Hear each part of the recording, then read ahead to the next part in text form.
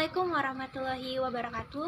Kami dari kelompok 1 kelas C yang beranggotakan Amelia Nanda Desta, Gali Bias Trisna, Jihan Azizahka, Maya Aprilita, Retno Damayati, dan Rika Fadila. Kami akan membawakan materi yang berjudul mengembangkan postur konseling yang beragam. Materi yang pertama yaitu A. Mempersiapkan untuk mengatasi keanekaragaman. Membangun kerangka terapeutik yang inklusif secara budaya adalah sangat penting untuk profesi. Penekanan yang lebih kuat harus ditempatkan pada eksplorasi konselor dalam hubungannya dengan diri sendiri, orang lain, dan lingkungan. Ini membutuhkan komitmen dari konselor untuk menjadi lebih mengaktualisasikan diri dengan menantang pandangan dunia mapan dan memahami keberadaan mereka sendiri. Namun, mendapatkan wawasan diri bagi pandangan ideologis pribadi sama sekali tidak mudah atau sederhana. Penelitian memberikan gambaran yang kontras dengan menunjukkan bahwa kursus konseling multikultural, lokarya, dan pelatihan dalam program pelatihan konselor dan konferensi berbasis pengembangan profesional tidak cukup untuk mempersiapkan konselor menjadi kompeten lintas budaya. Baiklah, untuk materi yang pertama yaitu kesadaran dan pengetahuan. Konselor harus memiliki kesadaran budaya dalam menghadapi konseli karena membawa esensi budaya masing-masing. Dalam memberikan layanan bimbingan dan konseling, konselor perlu memperhatikan kesadaran budaya karena mampu membawa konseling memahami karakteristik psikologis seperti kecerdasan, bakat, sikap, motivasi, dan lain-lain. Memahami peran budaya yang kompleks merupakan tantangan utama dalam praktik konseling. Signifikasi lintas budaya itu harus dikomunikasikan secara efektif. Menurut Ridley tahun 2005 mengusulkan dalam prinsip pandangannya untuk menjadi inklusif lintas budaya bahwa konselor memahami budaya mereka sendiri. Berikut beberapa saran untuk membantu konselor dalam meningkatkan kesadaran diri. Yang pertama, meningkatkan hubungan interpersonal dan intrapersonal dalam budaya sendiri atau budaya lain. Yang kedua, membuka diri pada informasi lintas budaya untuk pribadi atau pengembangan profesional. Yang ketiga, menciptakan ruang konseling yang mengundang banyak orang atau beragam orang. Yang keempat yaitu melakukan praktik dan latihan.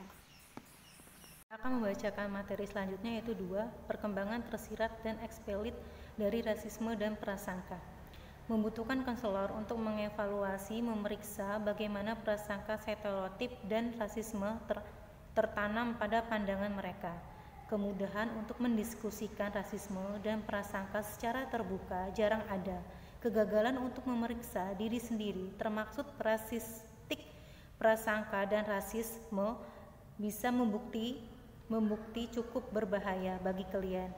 Lebih khusus lagi, konselor yang kurang kesadaran akan keberadaan mereka lebih cenderung mengabaikan atau kurang menghargai. Sangat penting bagi para konselor untuk mencari tahu tentang mereka, keterbatasan masalah, dan perbedaan. Mengalamatkan isu rasisme, prasangka, dan stereotip yang diskriminatif dan penindasan dan berlangsungnya sendiri. Mengharuskan setiap individu untuk menjadi accountable dan bertanggung jawab atas tindakan mereka.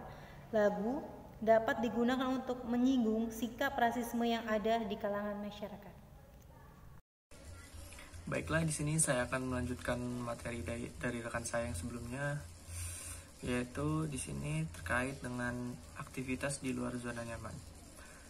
Aktivitas di luar zona nyaman adalah contoh utama memperkaya pengalaman pribadi dengan keragaman.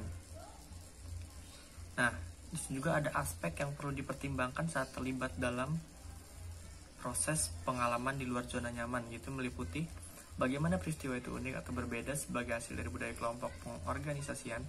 2. Menjelaskan emosi dan tanggapan menjadi minoritas dalam kaitannya dengan peristiwa tertentu. 3. Menelaah apa yang dipelajari tentang budaya itu.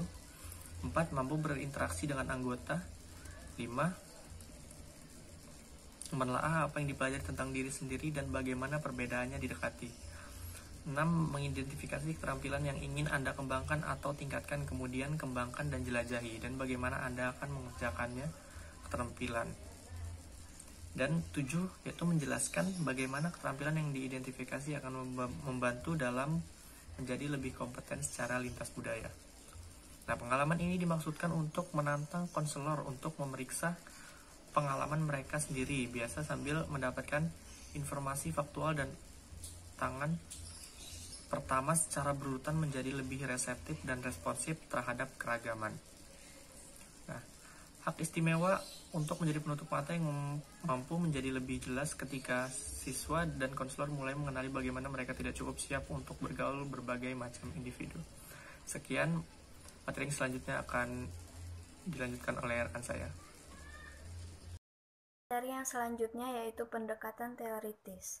Pendekatan teori konselor adalah salah satu komponen yang dapat membantu membangun lingkungan konseling, yang mana mengundang dan sensitif secara budaya. Namun, perlu diketahui oleh konselor bahwa teori barat tersebut tidak efektif secara di bidang inklusivitas budaya.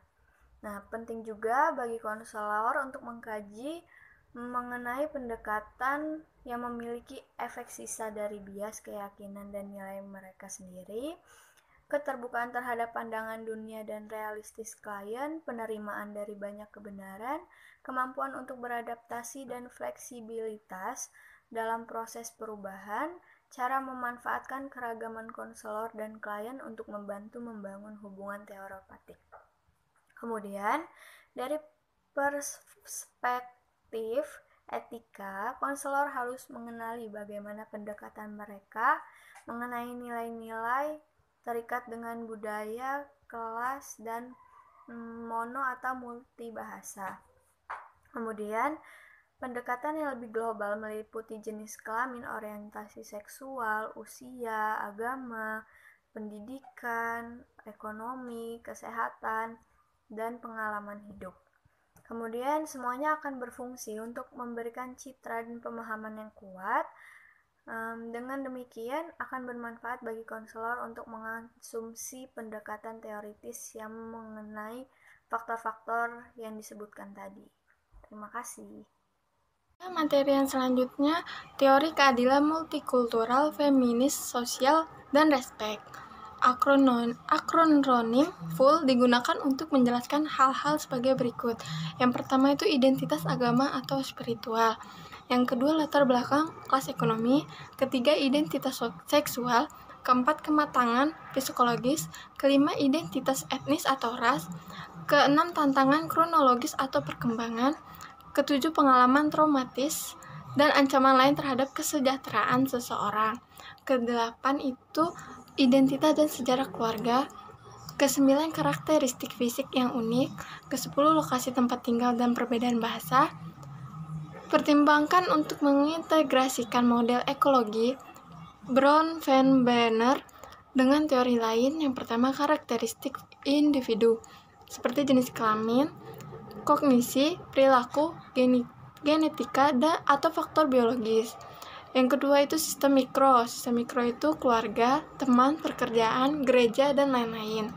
Yang ketiga mesosistem atau hubungan antar sistem mikro. Yang keempat ekosistem seperti kebijakan publik, politik, dan lain-lain. Kelima sistem makro seperti peran gender, nilai budaya, dan agama, dan lain-lain. Yang terakhir itu kronosistem. Terima kasih.